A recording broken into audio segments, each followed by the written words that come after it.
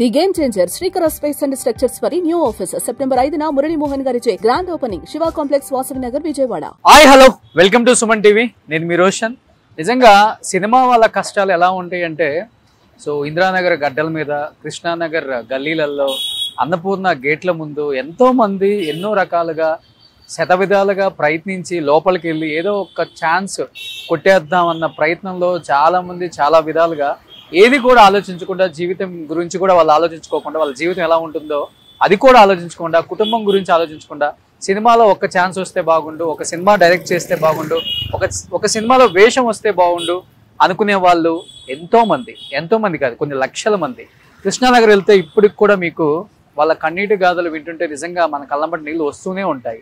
అలాంటి ఈ సినిమా ప్రపంచంలో వచ్చిన అవకాశాన్ని పుణికిపుచ్చుకొని ఏదో ఒక సినిమా తీసి స్క్రీన్ మీద మంచి సక్సెస్ కొట్టి మళ్ళీ ఇంకొక అవకాశం తెచ్చుకొని సినిమా ఇండస్ట్రీలో నిలదొక్కుందాం అనుకునే చాలామంది ప్రొడ్యూసర్లు, డైరెక్టర్లు, హీరోలు ఎంతోమంది ఒక్క మా ఫ్రైడే కాకపోతుందా అన్న ఆశతో ఎంతోమంది ఎదురు చూస్తున్న నటుల్ని, మనం డైరెక్టర్లని, ప్రొడ్యూసర్లను చూస్తూనే ఉన్నాం.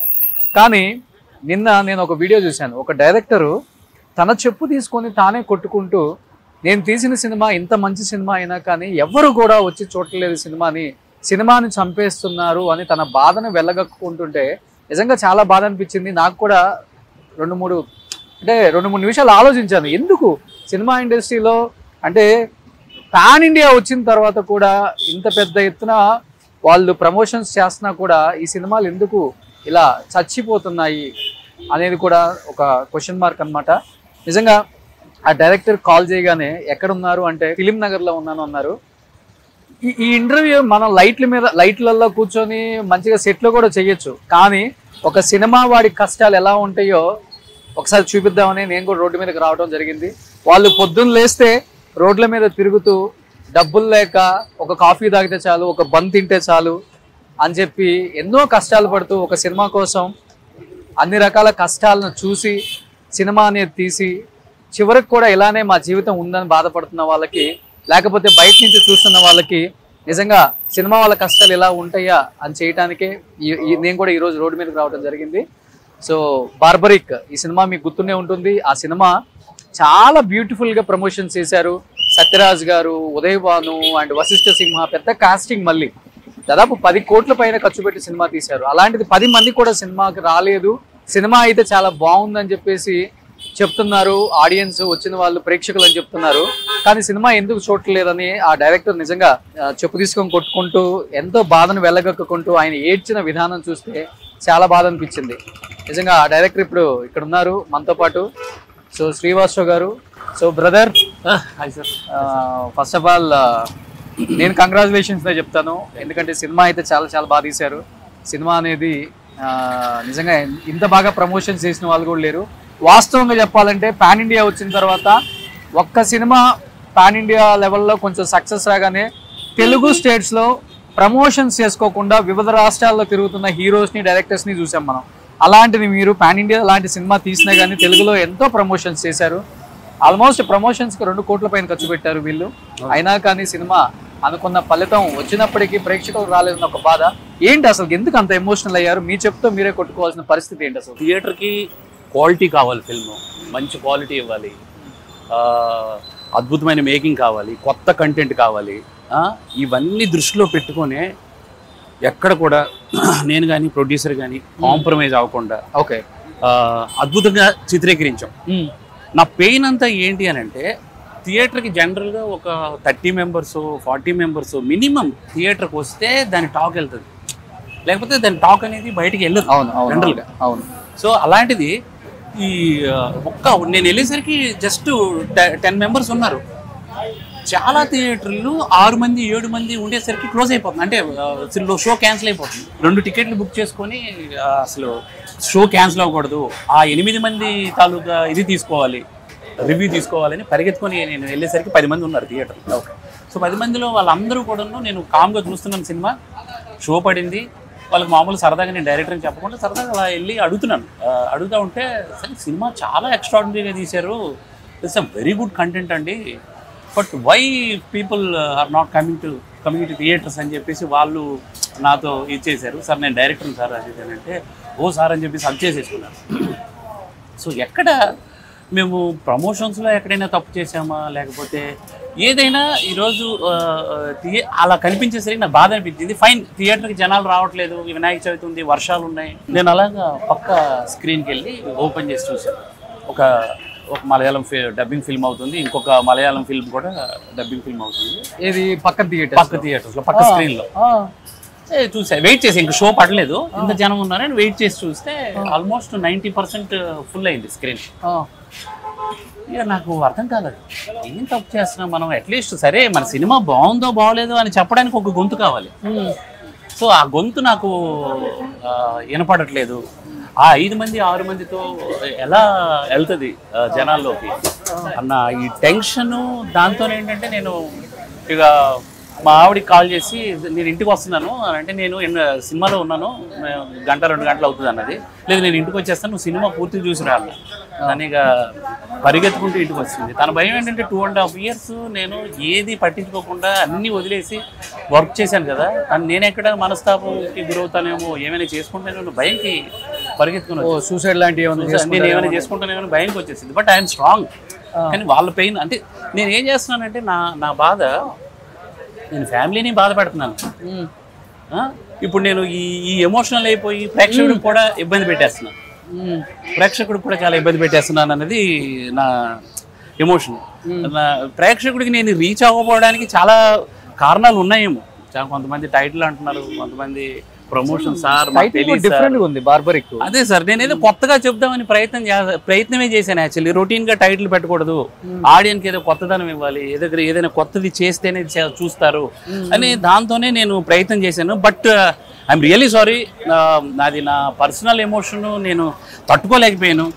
అంటే ఏదో మలయాళం సినిమా డబ్బింగ్ ఫిల్మ్కి ఉండటం, జనాలు ఉండటం అనేది నేను అంటే నా సినిమాలో ఏంటి ప్రాబ్లము అనేది ఏదో ఒకటి తెలియాలి కదా. అసలు గుడ్ ఆర్ బ్యాడ్ అనేది బయటికి రావాలి, ఎవరు బయటికి కూడా చెప్పట్లేదు, అది నా ఆవేదన. అంటే అందుకని ఆ ఎమోషన్లో అంటే ఒక తాట వచ్చిందా అనుకోకుండా చెప్పు తీసుకొని కొట్టుకోవాలని ఎందుకు ఆ వీడియో రిలీజ్ చేయాల్సి వచ్చింది సార్? యాక్చువల్లీ నేను లిఫ్ట్లో యాక్చువల్లీ ఆ మాల్లో లిఫ్ట్లోనే కళ్ళల్లో నీళ్ళు పెట్టుకుని అక్కడే ఎమోషన్ అవుతున్నా. బట్ ఆలోచిస్తున్నా ఎందుకు అది దాన్ని ఆలోచించుకుంటూ కిందకు వచ్చాను. కిందకు వచ్చి మా ఆవిడతో మాట్లాడేసరికి నేను ఇంకా తట్టుకోలేకపోయాను. ఇక వీడియో తీసి నేను ఆ టైంలో ఏమీ నాకు కనబడలేదు, ఇమీడియట్గా ఎమోషనల్ అయిపోయింది. నా థియేటర్కి సినిమా రాకపోయేసరికి, జనాలు రాకపోయేసరికి చాలా ఎమోషనల్ అయిపోయింది సార్. అంతే ఇక నేను అది ఎవరైనా హర్ట్ చేసి ఉంటే ఐఎమ్ రియలీ సారీ. బట్ అది నా పర్సనల్ ఎమోషన్ అంతే. ఎందుకంటే ప్రొడ్యూసర్ సార్ ఒక మీరే సెల్ఫీ వీడియో తీసుకున్నారు అది, లేకపోతే నేనే తీసుకున్నాను సెల్ఫీ వీడియో తీసుకుని కార్లో థియేటర్ బయటే ఆపి నేను ఇదైపోయాను. ఒక కాసేపు ఫోన్ సైలెంట్లో పెట్టేసాను, పక్కన పెట్టేశాను. చాలా మంది కాల్స్ చేస్తారని నాకు తెలుసు, భయపడతారని తెలుసు, పక్కన పడేసి ఇక ఉన్నాను. ఇక ప్రొడ్యూసర్ కాల్ చేసి, మోహన్ ఎందుకు మనకి ఇది, సో ఫైన్, నా డబ్బులు పోయాయి, నీ ఎఫర్ట్స్ పోయాయి, మంచి సినిమాకి థియేటర్లు రాకపోవడం మనం చేసిన తప్పు కాదు, మనం ఏంటిది మంచి సినిమా అయితే చేసాము, జనాలు రాలేదు, నువ్వు దానికి బాధపడతావేంటి, అది ఇది అనేసి నన్ను సంజాయించారు, డిలీట్ చేయమన్నారు. అప్పటికే అది ఫుల్ వైరల్ అయిపోయింది సోషల్ మీడియాలో. డిలీట్ చేద్దాం టైంకి వైరల్ అయిపోయింది.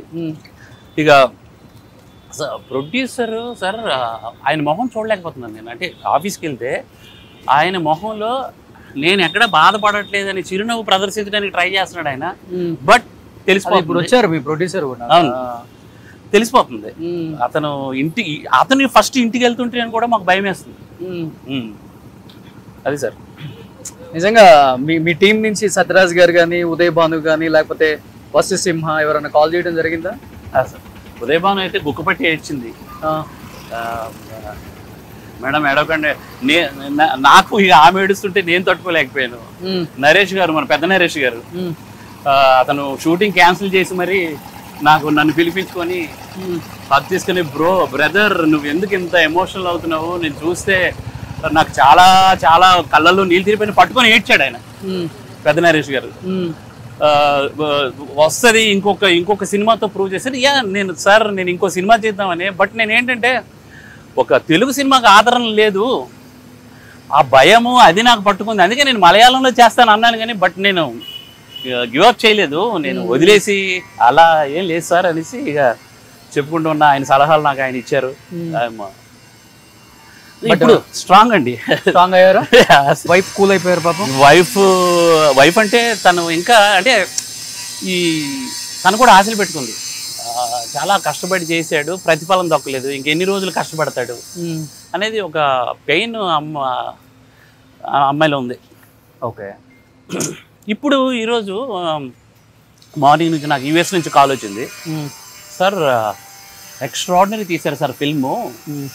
సో మీరు చేసిన తప్పు మేబీ ప్రమోషన్స్ అయ్యి ఉండొచ్చు అని అంటారు. మేము 1.5 CR వరకు ప్రమోషన్స్ చేసాము. నీ వల్లే సాంగ్ ఆల్మోస్ట్ 7 million వెళ్ళింది. ఇస్కితిడి సాంగ్ ఆల్మోస్ట్ 2 million వెళ్ళింది. అనగా అనగా కథల అనే సాంగ్ కార్తీక్ పాడిన పాట అది కూడా బాగా రీచ్ అయింది. ఎంతో మంది రీల్స్ చేసుకున్నారు, ఇన్ఫ్లుయెన్స్ అయ్యారు.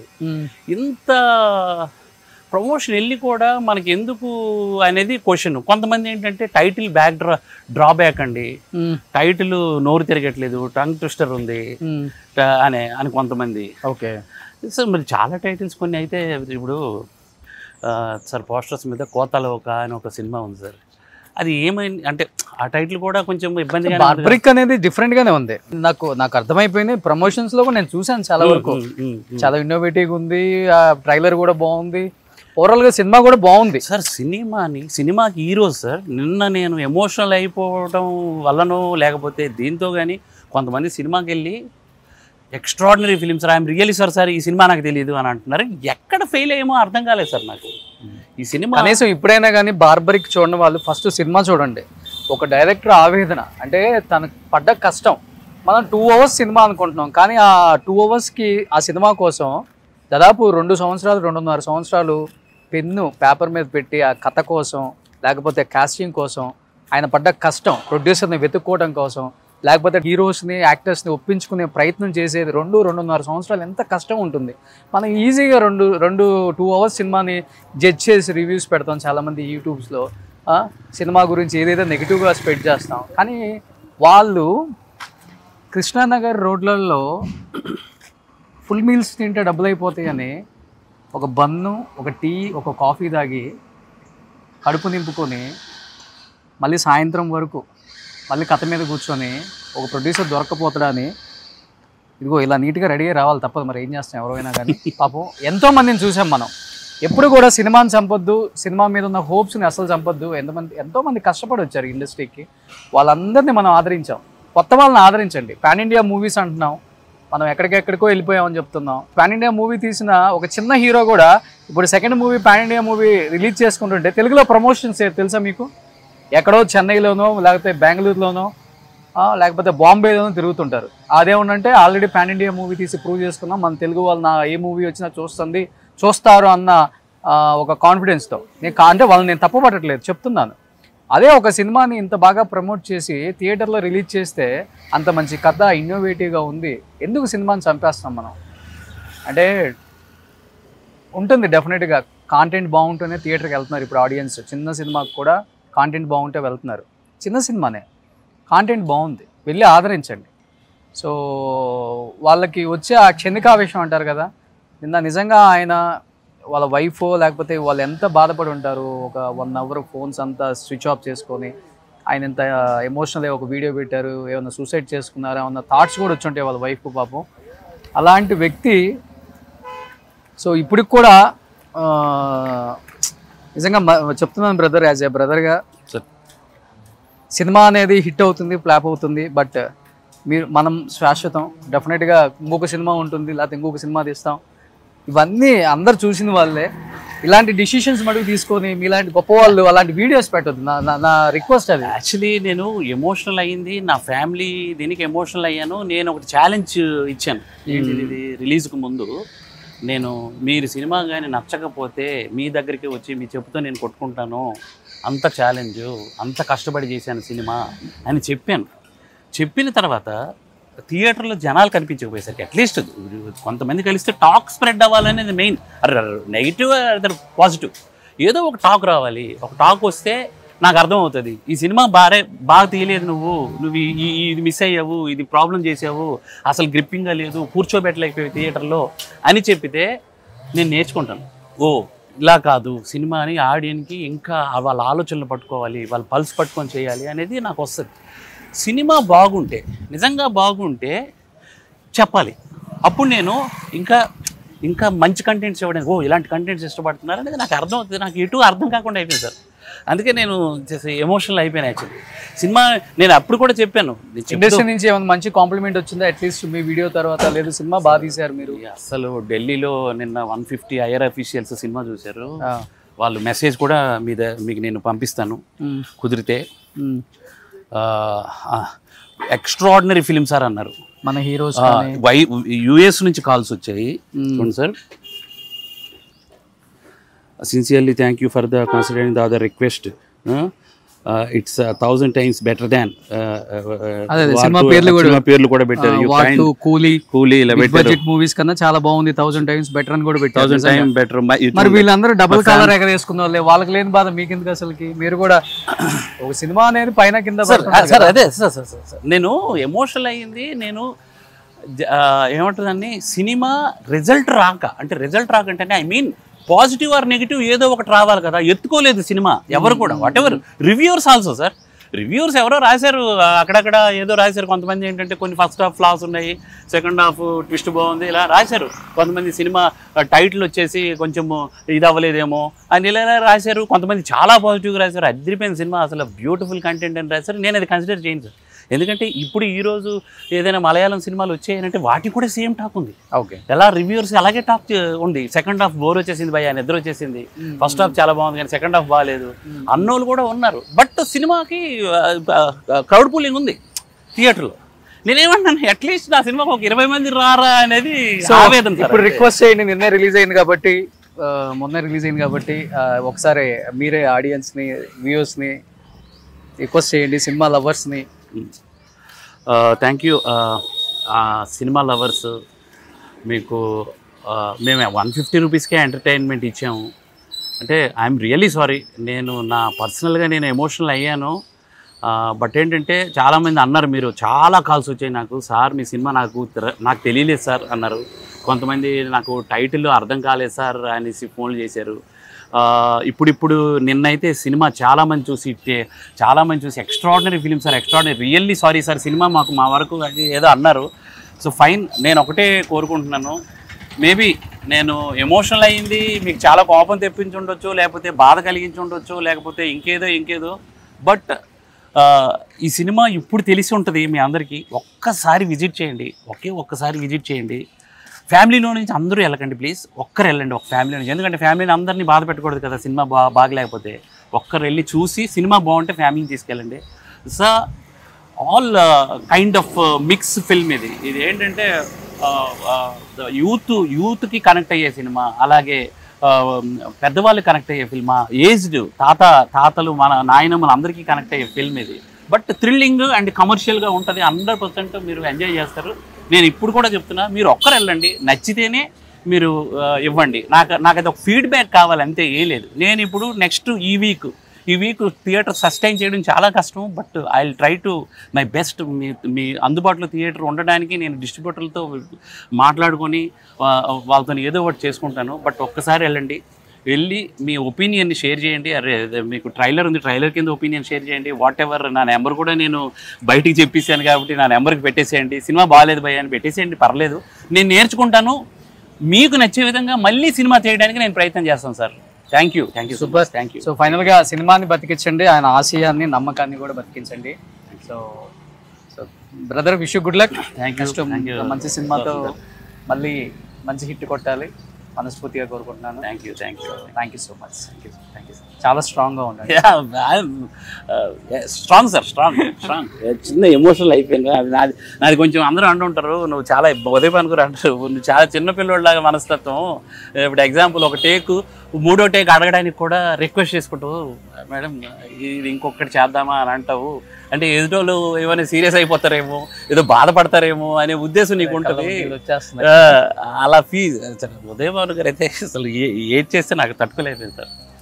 ఎనీవే మా ఉదయ్ భాను గారు చాలా నమ్మారండి. సినిమా వాళ్ళ హస్బెండ్ పిల్లలతో చూశారు. హస్బెండ్ జనరల్గా ఏ సినిమాకి అసలు కాంప్లిమెంట్ ఇవ్వడంట. ఫస్ట్ నేను ఖర్చు చెప్పడానికి వెళ్ళినప్పుడు కూడా ఏదో ఫస్ట్ అలాగని ఏదో సోదిలే కాదా అని చెప్పేసి పక్కన వెళ్ళిపోయాడంట. సినిమా చూసి వచ్చిన నగ్ చేసుకొని, సార్ ఇంత మంచి సినిమా సార్ అని చెప్పేసి ఇలా తీస్తారని అయితే అనుకోలేదు, మీరు ఆ రోజు చెప్తా ఉంటే నేను కొంచెం డివేట్ అయ్యానులేండి అని అన్నారు. బట్ వాళ్ళు సపోర్ట్ సార్, నిజంగా వాళ్ళు నమ్మారు.